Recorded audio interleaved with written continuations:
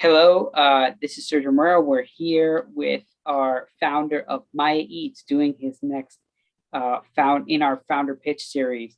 I'm going to turn it over to the CEO of Maya Eats, Udmana, to kick it off and tell us about his venture. So you have 5 minutes. The floor is yours.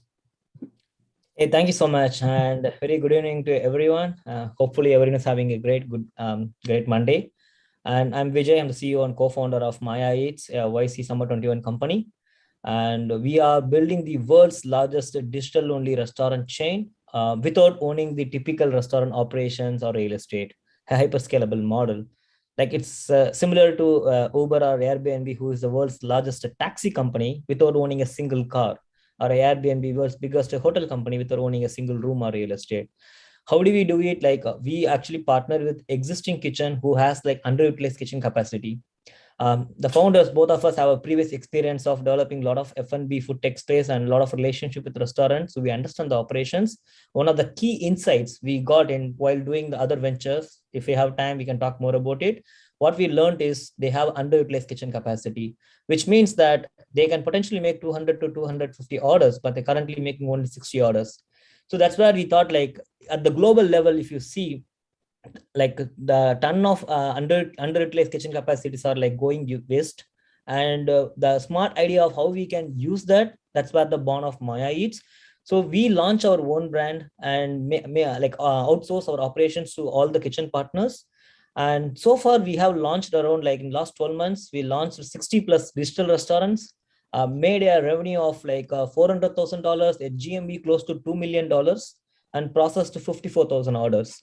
Our vision is to make this Maya. It's currently it is concentrated only in Bay Area and few outside of Bay Area, but we want to scale the product to the national, to the entire US, and also potentially a global product. And seeing the success of this, we have like subsequent aligned products where we are developing a marketplace where one side can be kitchens and other side can be brands. Right now, the brands are developed by Maya Eats, and tomorrow it can be your neighborhood local brands who make awesome food, but that we can scale it to international level within a weeks and months of time. So that's the unique selling point we are, and we are building this like great marketplace resources. And currently we are working on our demo day at Y Combinator Summer 21 batch, and we are doing our seed fund round. And like I'll be open for any questions if you have.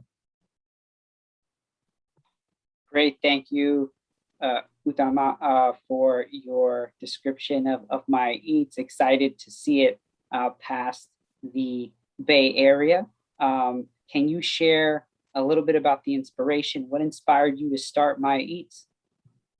Yes, I have a background of like a serial entrepreneur, a lot of failures, a lot of success. After my graduation, I founded my first company. It's called hungrygift.com back in India, which actually tries to provide a platform for unstructured merchandising industry in India. So the day began from there, and I launched various products. One of the product I launched for restaurant is like when one of my restaurant friend told me that more and more his reliance on DoorDash and Uber Eats made his life difficult because his front desk looked like a NASA space station.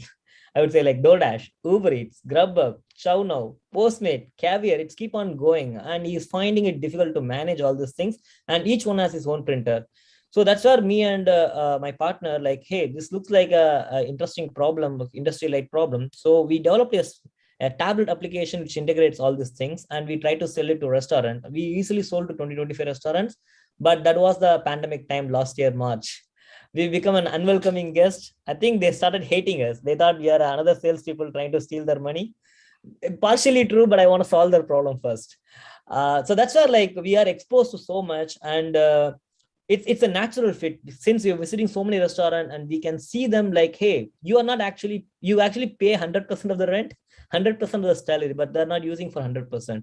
So it's like in the gig economy model, I think it's a great product market fit when we identified it, but we have our own doubts. Okay, we know that is an insight we got, the underutilized kitchen capacity, but this theory will work in practical. So we launched only 2 stores to see whether it works or not. And wow, it was a great product market fit. And we started hustling around and put up a company. We actually built our entire operations team in India, and that's how we started scaling. Awesome. Well, thank you, Utama, for sharing more of your story. And everybody tuning in on the live stream, tune in next week for